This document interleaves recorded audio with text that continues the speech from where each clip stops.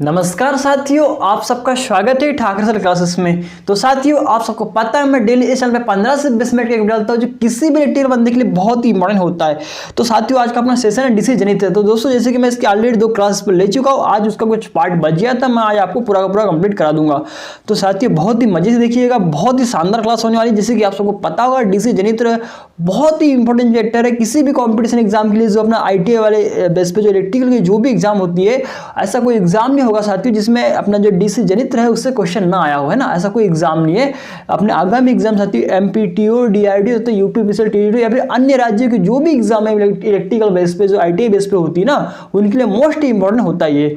तो चलिए आज का सेशन स्टार्ट करते हैं। जैसे कि दोस्तों, ये सब क्वेश्चन जो लिए गए यहाँ पे हर बार एग्जाम में आए हुए क्वेश्चन है, तो बहुत ही इंपॉर्टेंट सेशन होने वाला है, ध्यान से देखिएगा। तो देख पा रहे हैं मेरे सेशन पे अपना डेस्कटॉप पे साथियों, पहला क्वेश्चन क्या बोलना चाह रहा है, देखिए चाह रहा है डीसी सीरीज जनित्र को बिना लोड के नहीं चलाना चाहिए। तो भैया मैंने कल आपको बताया था, यहाँ तक मेरा मतलब हो चुका था, अभी यहाँ से आगे से स्टार्ट किया मैंने। तो जो डीसी जनित्र होता है, आप सबने देखा होगा जब ITI में पढ़ा होगा, तो डीसी सीरीज जनित्र जो होता है साथियों, उसको क्या करना चाहिए, कभी भी बिना लोड के नहीं चलाना चाहिए। भैया क्यों नहीं चलाना चाहिए, देखिए यहाँ सब बताया गया उसके बारे में। अन्यथा यह पूर्ण विद्युत वाहक बल उत्पन्न नहीं कर पाएगा। बिना लोड के सीरीज फील्ड का चुंबकीय क्षेत्र अवशिष्ट चुंबकीय क्षेत्र के बराबर होगा तथा धारा का प्रवाह क्या हो जाएगा, शून्य हो जाएगा। तो ठीक है साथियों, आप समझ गए होंगे इसमें। पहली बात तो आपको यह भी याद रखना चाहिए कि जो डीसी सीरीज जनरेटर होता है उसको बिना लोड के कभी भी स्टार्ट नहीं किया जाता, मतलब कि, है ना, पता होगा आपको। आगे देखिए नेक्स्ट क्वेश्चन है अपना, इसमें क्या बोलना चाह रहा है कि डीसी सीरीज जनित्र का प्रयोग डीसी पारेषण लाइन में बूस्टर जनित्र के रूप में किया जाता है। तो माय डियर फ्रेंड, बहुत ही इंपॉर्टेंट क्वेश्चन पूछता है कि डीसी सीरीज जनित्र का उपयोग कहाँ पे किया जाता है। तो इसका उपयोग साथियों पारेषण लाइन में बूस्टर के रूप में किया जाता है। आगे देखिए नेक्स्ट क्वेश्चन है किसमें कि डीसी शंट आ गया साथियों। अब शंट जनित्र में शंट फील्ड वाइंडिंग पतले तार की होती है तथा यह अधिक लपेटन वाली बनाई जाती है। आप सबको पता होगा, देखा होगा, तथा इसका रेजिस्टेंस क्या होता है दोस्तों, अधिक होता है, क्योंकि यह पतले तार की होती है। तथा पतले तार के क्यों बनाया जाता है यह भी आपको बताया जाएगा अभी, ठीक है।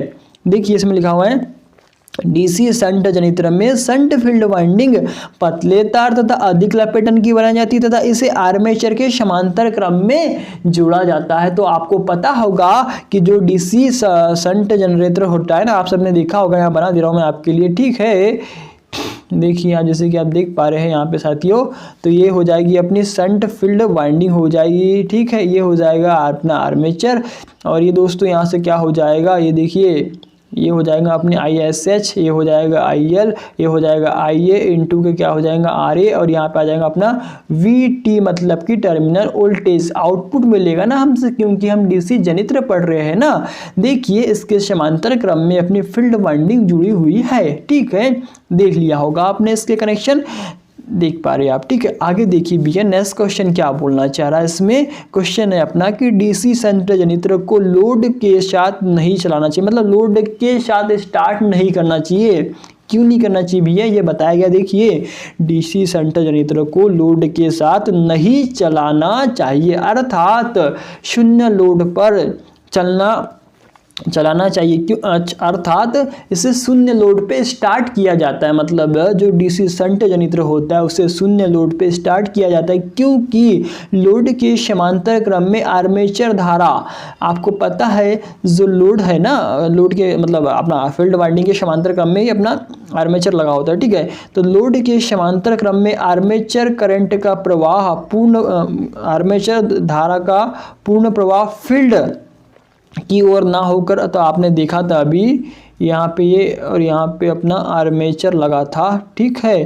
तो ये देखिए इससे ऐसा कनेक्शन था, तो अगर हम इसको लोड में लगा के चालू कर देंगे तो वह साथियों आपको पता होगा कि जो करंट होती है ना, वो जहाँ पे उसको कम प्रतिरोध मिलेगा ना, मतलब जहाँ रेजिस्टेंस रुकावट कम होगी, पहले वहाँ से जाना स्टार्ट करती है, आप सबको पता होगा, ठीक है। तो वह क्या करेगा, वह अपना जो लोड है ना साथियों उसमें से ही जाना प्रवाहित कर देगी।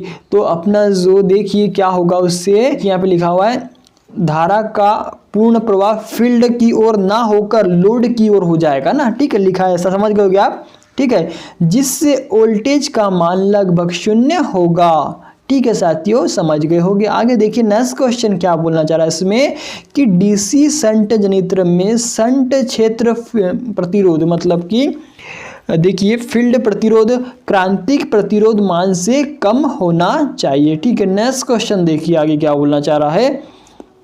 जनित्र में प्रेरित उल्टता की ध्रुवता की दिशा घूर्णन की दिशा या क्षेत्र ध्रुवता की दिशा पर निर्भर करती है। जो जनित्र में क्या होता है दोस्तों, प्रेरित वोल्टेज की जो पोलैरिटी की जो दिशा होती है ना, वो घूर्णन की दिशा या फिर फील्ड ध्रुवों की दिशा पर क्या करती है, निर्भर करती है। ठीक है, आगे देखिए next question my dear friend. Question क्या बोल रहा है, स्व उत्तेजित मतलब होता है सेल्फ एक्साइटेड जनित्र। देखिए बहुत अच्छा लिखा है साथी इसमें कि एक स्व उत्तेजित जनित्र अवशिष्ट चुंबकत्व के बिना मतलब कि अगर सपोज दैट उसमें रिमेंस मैग्नेट जो बोलते हैं ना, अवशिष्ट चुंबकत्व नहीं होगा तो वह क्या होगा, उल्टता को निर्माण नहीं कर पाएगा, मतलब कि वोल्टेज को बिल्डअप नहीं कर पाएगा, है ना।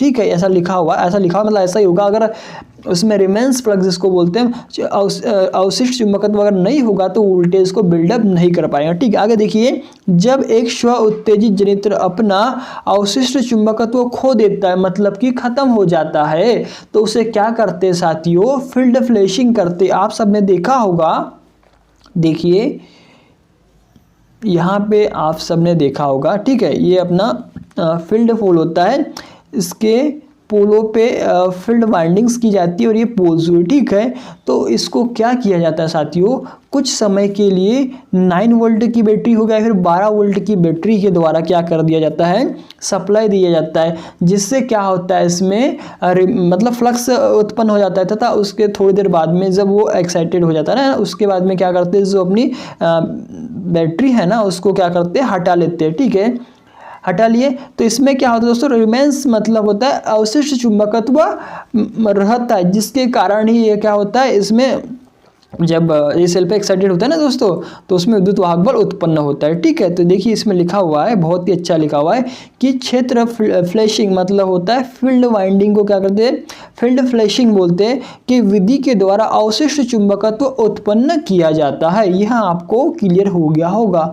आगे देखिए डियर फ्रेंड, क्वेश्चन अपना डीसी जनित्र में प्रेरित विद्युत वाहक बल मतलब कि ईएमएफ, यह क्या होता है, देखिए प्रति पोल फ्लक्स और जनित्र में प्रति मिनट चक्रों के समानुपाती होता है। ठीक है साथियों, बहुत ही इंपॉर्टेंट क्वेश्चन है, याद रखिएगा। आगे देखिए नेक्स्ट क्वेश्चन क्या बोलना चाह रहा है कि एक स्थिर चार वाले जनित्र का प्रेरित विद्युत वाहक बल फील्ड फ्लक्स के समानुपाती संतृप्त अवस्था तक होता है। ठीक है, संतृप्त समानुपाती होता है। आगे देखिए नेक्स्ट क्वेश्चन साथियों कि किसी डीसी जनित्र का उल्टता अभिलक्षण वक्र शून्य के कुछ ऊपर से प्रारंभ होता है अवशिष्ट चुंबकत्व के कारण। ठीक है, नेक्स्ट क्वेश्चन देखिए, क्वेश्चन है अपना कि क्रांतिक क्षेत्र प्रतिरोध शंट क्षेत्र परिपथ का अधिकतम प्रतिरोध मान होता है जिससे एक शंट जनित्र उल्टता निर्माण करता है साथियों। ठीक है, आगे देखिए नेक्स्ट क्वेश्चन क्या बोलना चाह रहा है। क्वेश्चन अपना कि लोड प्रतिरोध का वह न्यूनतम मान जिस पर कोई शंट जनित्र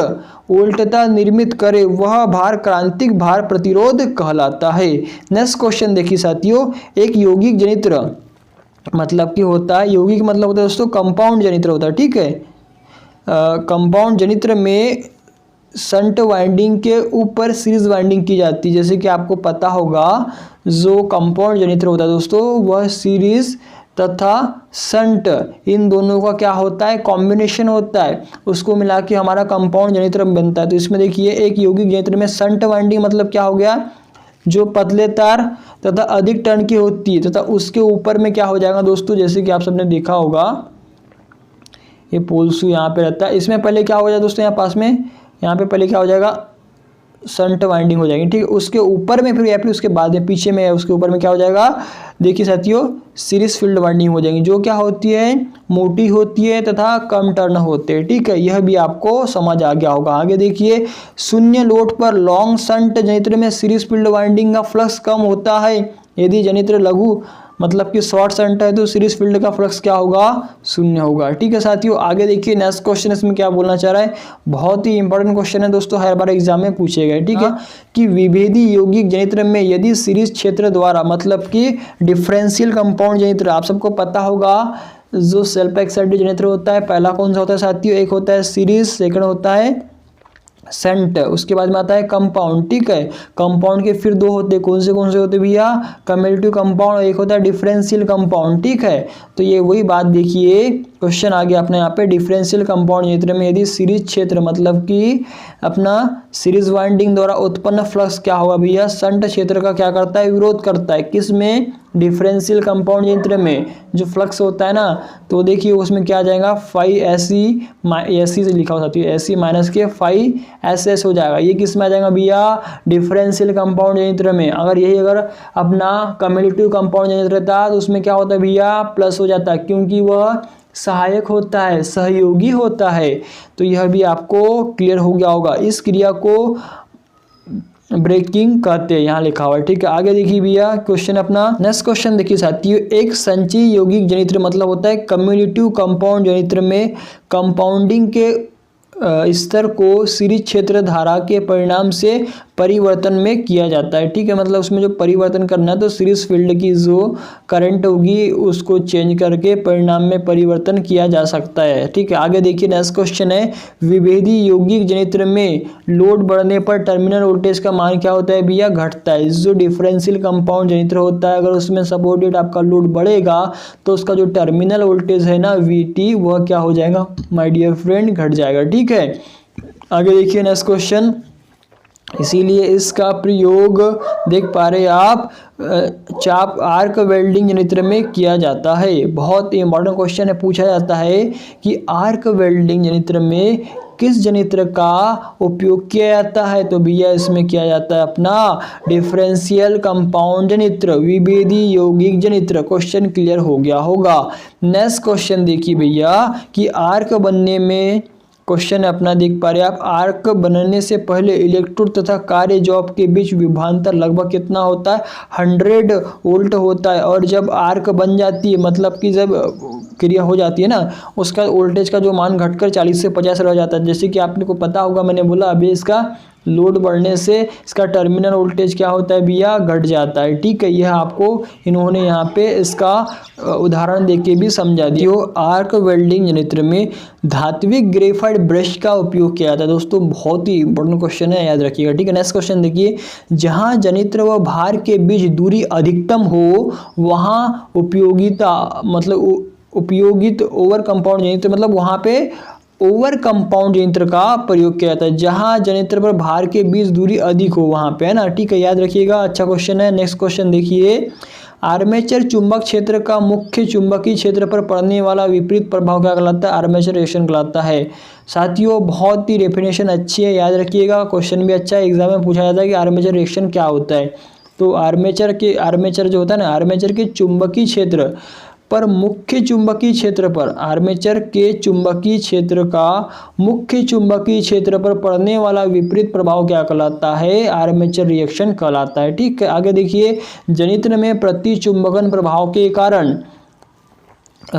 चुंबकीय उदासीन अक्ष मतलब होता है MNA, मैग्नेटो न्यूट्रल एक्सिस जो होता है, उदासीन अक्ष GNA से मतलब जियोमेट्रिकल न्यूट्रल एक्सिस से आर्मेचर की घूर्णन दिशा में कुछ कोण विस्थापित होता है अगर ऐसा करेंगे तो। ठीक है, नेक्स्ट क्वेश्चन देखिए भैया, क्वेश्चन है अपना, प्रति चुंबकन प्रभाव को कम करने के लिए रुद्धोलक भुजा की सहायता से ब्रशों को GNA से MNA में विस्थापित किया जाता है, जहां स्पार्किंग का मान क्या होता है, कम हो जाता है। ठीक है, देखिए बहुत अच्छा है कि प्रति चुंबकन प्रभाव को कम करने के लिए क्या किया जाता है भैया, जो ब्रश होते हैं ना उनको ज्योमेट्रिकल न्यूट्रल एक्सिस से मैग्नेटो न्यूट्रल एक्सिस में विस्थापित किया जाता है। ठीक है, नेक्स्ट क्वेश्चन देखिए माय डियर फ्रेंड, क्वेश्चन है अपना, अचुंबकन प्रभाव को कम करने के लिए भरपाई वेस्टर्न प्रतिकारक लपेटना या फिर कंपनसेटिंग वाइंडिंग जिसको बोलते हैं, अचुंबकन प्रभाव मतलब कि इफेक्ट को कम करने के लिए भैया कंपनसेटिंग वाइंडिंग को आर्मेचर के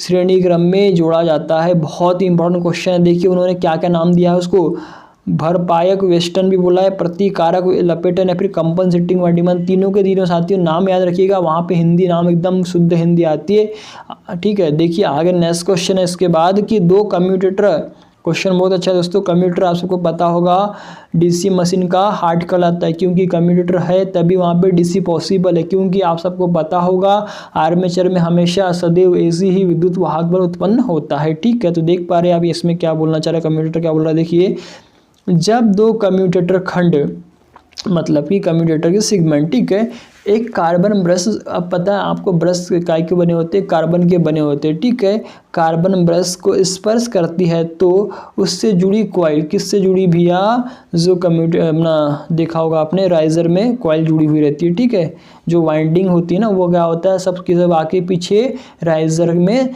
सोल्डरिंग की हुई होती है। ठीक है, तो देखिए मैं फिर से पढ़ना चाहूँगा, बहुत अच्छा इसमें क्वेश्चन है, आपको मतलब इसके रिलेटेड क्वेश्चन बनता है यहाँ पे एग्जाम में, इसलिए मैं बोलना चाह रहा हूँ। देखिए कि जब कम्यूटेटर सेगमेंट एक कार्बन ब्रश को स्पर्श करती है तो उसमें देखिए, जब दो बोला साथी, एक साथ जब दो कम्यूटेटर खंड एक कार्बन ब्रश को स्पर्श करती है तो उसमें जुड़ी कॉइल लघुपतित होती है, जिससे धारा की दिशा में क्या होता है भैया, परिवर्तन हो जाता है, तो जिसे कम्यूटेशन अथवा दिक् परिवर्तन कहते हैं।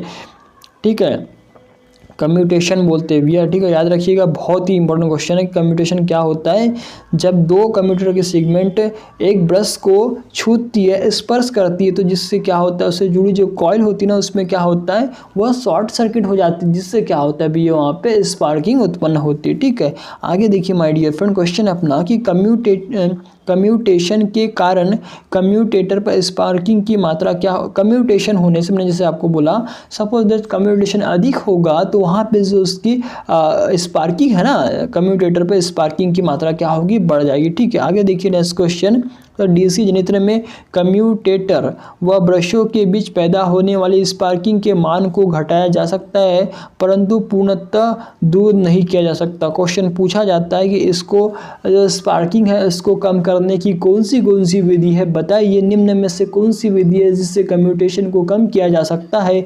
तो अभी हम आगे देखेंगे, साथ ही मैं आपको दिखा देता हूँ, बहुत ही अच्छा और बहुत ही बढ़िया इसमें लिखा हुआ है। देखिए कि कम्यूटेशन को निम्न 3 प्रकार से कम किया जा सकता है, कौन सा है भैया। क्वेश्चन अपना पहला देखिए, उच्च प्रतिरोध कार्बन ब्रश के, उच्च मतलब हाई रेजिस्टेंस कार्बन ब्रश के प्रयोग से, आगे देखिए प्रतिरोध तार का प्रयोग करके, मतलब रेजिस्टेंस वायर का यूज़ करके, तथा उसका इंटरपोलों का यूज़ करके। तो इंटरपोल को भैया कहाँ लगाना, देखिए अंतर ध्रुवों मतलब होता है इंटरपोलों का मुख्य ध्रुवों के बीच स्थापित करके, मतलब जो इंटरपोल हो गए वह मेन पोल के मिड में मतलब कि बीच में लगाया जाएगा, तथा वह साथियों इंटरपोल जो होगा ना आर्मेचर के श्रेणी क्रम में जोड़ा जाएगा। साथियों बहुत ही अच्छे डेफिनेशन और बहुत ही मतलब क्वेश्चन जो हर बार एग्जाम में आए हुए वही यहाँ पे रखा गया है। ठीक है, जैसे कि आप देख पा रहे हैं।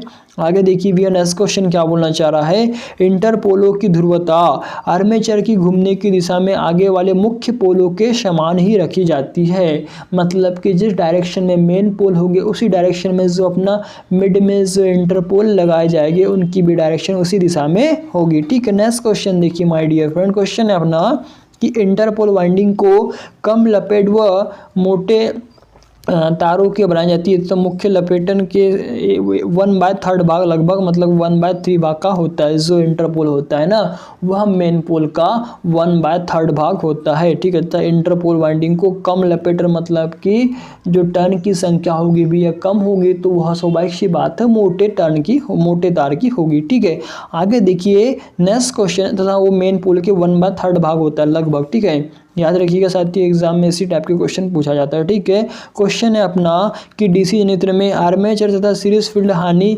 स्थिर हानि होती है। साथियों क्या क्या बोला देखिए, डीसी जनरेटर में आर्मेचर जो है मतलब आर्मेचर में क्या होता है आप सबको पता है, कॉपर भरा होता है। चलिए अभी कॉपर का हमने यहाँ पे लिया है तो इससे रिलेटेड मुझे याद आ रहा है, जो सीयू होता है मोस्ट इम्पोर्टेंट धातु है जो अपना इलेक्ट्रिकल में, इसके बेसिस से सब अपना इंडस्ट्रियल वायरिंग वगैरह जितनी भी घरों की वायरिंग होती है उसमें यूज़ किया जाता है, जिसका भी है परमाणु क्रमांक कितना होता है 29 होता है। ठीक है, तथा इसका गलनांक कितना होता है भैया 1084 डिग्री सेल्सियस होता है। ठीक है, CU इसका मतलब देखिए पता होगा आपको। ठीक है, तो याद रखिएगा ऐसा रिलेट करते हुए चलेगा तो दोस्तों आपको कभी भी मतलब क्वेश्चन दिक्कत नहीं होगा। ठीक है, तो देखिए क्वेश्चन था अपना डीसी जनरेटर में आर्मेचर में कॉपर की वाइंडिंग होती है तथा देखिए डीसी जनरेटर में आर्मेचर तथा सीरीज फील्ड हानि ये क्या होती है, अस्थिर लॉसेस होते हैं, मतलब कि परिवर्ती लॉसेस होते हैं। जो कॉपर लॉस होता है ना, परिवर्तित लॉस होता है, ठीक है। तो वही बोलना चाह रहा है कि आर्मेचर तथा सीरीज फील्ड हानि क्या होती है, अस्थिर लॉसेस होती है, यहाँ पे लिखा गया है, ठीक है। आगे देखिए नेक्स्ट क्वेश्चन है अपना कि डीसी जनरेटर में लोह यांत्रिक शंट फील्ड हानि क्या होती है, स्थिर हानि होती है। मतलब जो यांत्रिक लॉसेस होती है, यहाँ पे लिखा हुआ है आयरन लॉस जिसको बोलते हैं। आयरन लॉस यांत्रिक लॉस आती हुई क्या होता है अपना, स्थिर लॉस होता है। आपने जो जैसे कि ट्रांसफार्मर अगर पढ़ा होगा तो उसमें भी देखा होगा, ठीक है। आगे देखिए माय डियर फ्रेंड क्वेश्चन होता है अपना कि डीसी मशीन में लोह ताम्र व यांत्रिक 3 प्रकार की हानियां होती है। मतलब कि देखिए मशीन में आयरन लॉस, कॉपर लॉस और मैकेनिकल लॉस, यह क्या होता है, 3 टाइप के लॉसेस होते हैं, ठीक है, याद होगा आपको। आगे देखिए भैया क्वेश्चन है अपना कि आर्मेचर प्रतिरोध 1 ओम या इससे भी कम ओम का होता है। आप सबको भी ये पता होगा कि armature is a rotating part, क्योंकि आर्मेचर घूमता है तभी तो उसमें विद्युत वाहक बल पैदा होता है, ठीक है, रोटेटिंग पार्ट होता है, ठीक है, किसका, अपने मशीन का, है ना। तो उसमें क्या होता है, वाइंडिंग्स होती है, कॉपर वाइंडिंग्स होती है, उसका जो भी रेजिस्टेंस होगा ना वह क्या होता है, लेस देन 1 ओम, मतलब 1 ओम से भी कम होता है, फिर लगभग 1 ओम मान सकते हैं हम इसको, है ना। इसी के चक्कर में तो आपको पता होगा कि जो डीसी मोटरें होती है ना, उनको स्टार्ट करने के लिए हम लोग स्टार्टरों का यूज़ करते, ताकि वह, आपको पता है रेजिस्टेंस बहुत कम है, तो अगर उन्हें स्टार्टिंग में ज़्यादा करंट दे देंगे मोटरों में, डीसी मोटरों में, तो वह जल जाएगी ना। तो इसीलिए हम 2.3.4 स्टार्टरों का यूज़ करते हैं, ठीक है। तो ऐसा रिलेट करते हुए चलेगा तो आपको बहुत जल्दी याद हो जाएगा, ठीक है। नेक्स्ट क्वेश्चन देखिए, मशीन का रोधन प्रतिरोध, मतलब कि इंसुलेशन प्रतिरोध जो होता है ना, नापने हेतु आपको भैया पता है मेगर का यूज़ किया जाता है। मेगर क्या करता है, जो अपना मतलब ऊपर का जो इंसुलेशन होता है उसका क्या करता है भैया, ओम में मापता है ना, कितने ओम का है ना, प्रतिरोध को मापता है, ठीक है। आगे देखिए नेक्स्ट क्वेश्चन है, मशीन का रोधन प्रतिरोध, मतलब कि इंसुलेशन रेजिस्टेंस 1 मेगा ओम से कम नहीं होना चाहिए। अगर 1 मेगा ओम से कम है मतलब कि वह लीकेज, मतलब कि खराब हो चुका है, मतलब कि उसका जो स्ट्रेंथ है ना वह अपना इंसुलेशन का कम हो चुका है, खराब हो चुका है ना। इसीलिए बोला गया है कि मशीन का रोधन कम नहीं होना चाहिए। एग्जाम में इस पे क्वेश्चन बनता है, आया भी कई बार, है ना।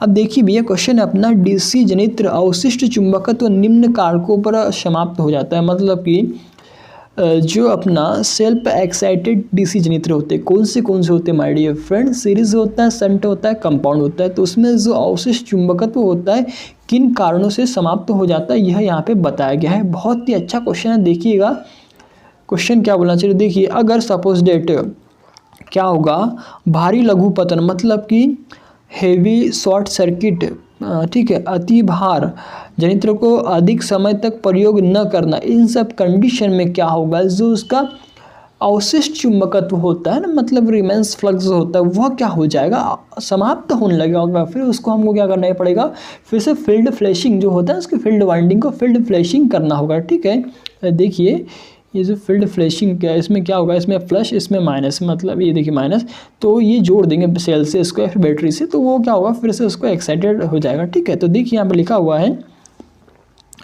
भारी लघु पतन अति भार जनित्र को अधिक समय तक प्रयोग न करना, ठीक है। यह सब उसके रीजंस है, पता हो गया होगा आपको। नेक्स्ट क्वेश्चन देखिए माय डियर फ्रेंड, क्वेश्चन अपना क्रांतिक क्षेत्र प्रतिरोध शंट क्षेत्र परिपथ का अधिकतम प्रतिरोध मान होता है। क्रांतिक फील्ड प्रतिरोध शंट फील्ड प्रतिरोध का अधिकतम प्रतिरोध मान होता है, ठीक है, जिस पर शंट जनित्र उल्टता निर्माण करता है, मतलब शंट जनित्र क्या करता है, उल्टता निर्मित होती है, ठीक है। आगे देखिए नेक्स्ट क्वेश्चन अपना कि ताम्र क्षति, व्हाट इज ताम्र क्षति, पता होगा आपको। देखिए क्या होता है कि गणना करने के लिए प्राय I² R से करते हैं। जो अपना कॉपर लॉस होता है ना उसको हम कैसे करते हैं दोस्तों, I² R से इसको मतलब कि फॉर्मूला होता है, ज्ञात किया जाता है, ठीक है। आगे देखिए my dear friend next question अपना, जो कार्बन ग्रेफाइट ब्रश होता है ना, देखिए ब्रश भी 4 प्रकार के होते हैं, मैं कल की क्लास में बता चुका हूँ, कार्बन ग्रेफाइट, मेटल ग्रेफाइट, और दोस्तों एक होता है ना, मैं बता दूंगा आपको, ठीक है। आगे देखिए इसमें क्या लिखा हुआ है, कार्बन ग्रेफाइट ब्रश 1 वोल्ट प्रति ब्रश व मेटल ग्रेफाइट 0.5 वोल्ट प्रति ब्रश का वोल्टेज ड्रॉप करते हैं। तो साथियों याद रखिएगा, मोस्ट इंपॉर्टेंट क्वेश्चन है ये। क्वेश्चन आया हुआ है कि मेटल ग्रेफाइट का जो वोल्टेज ड्रॉप होता है ना ब्रश का, वह कितना होता है दोस्तों, 0.5 वोल्ट यहाँ पे लिखा हुआ है। बहुत ही इंपॉर्टेंट क्वेश्चन है, याद रखिएगा। तथा कार्बन ग्रेफाइट का कितना होता है भैया, 1 वोल्ट होता है, ठीक है। आगे देखिए नेक्स्ट क्वेश्चन क्या बोलना चाह रहा है, क्वेश्चन है अपना